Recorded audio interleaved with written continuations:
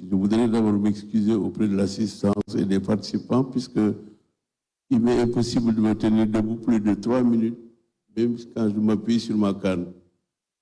Ce n'est certainement pas l'âge qui en est l'origine, mais peut-être mon état de santé. Alors, si vous me donnez l'autorisation de parler assis, Monsieur le Président, je vous en remercierai beaucoup.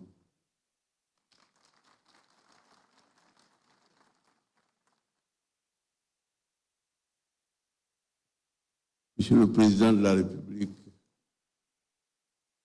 Monsieur le Président de l'Assemblée nationale, Monsieur le Premier ministre, Mesdames, Messieurs les chefs d'institution,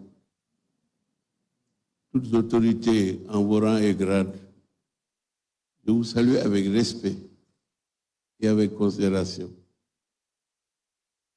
Sans doute le privilège de l'âge vous vaut de devoir prendre la parole devant cette auguste assemblée et devant ces éminents participants au dialogue national qui va se dérouler pendant presque une semaine, je crois, à partir d'aujourd'hui.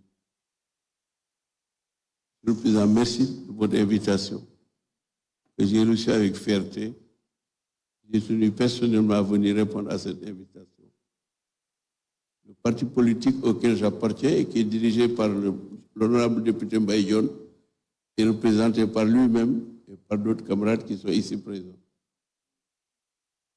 Monsieur le Président de la République, ce dialogue est venu à son heure. Une année après l'exercice du pouvoir suprême par vous-même et par l'équipe qui vous seconde dans cette éminente mission. Le président Senghor définissait l'État moderne par 3 critères. Le premier, c'est des finances saines. Il disait le premier critère qui constitue le soubassement d'un État moderne, c'est des finances saines. Le second critère, c'est une administration organisée. Et le troisième, une justice indépendante. Voilà, selon le président Senghor, dont j'ai été l'élève, le disciple, comment se définissait à son niveau, et selon lui, l'État moderne.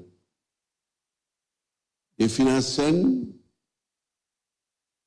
des ressources, nécessairement, des ressources internes et des ressources externes, bien gérées, et que vous le dites souvent, dans la transparence et de manière juste.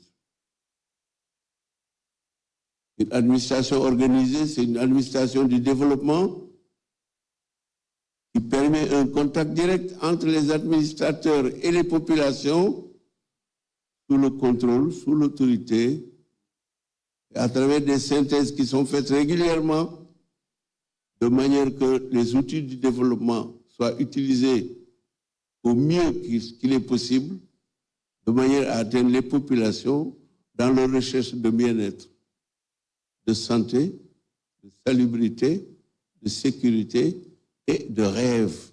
Puisque sans le rêve, il n'y a pas possibilité pour l'être humain d'améliorer sa situation ni ses conditions de vie.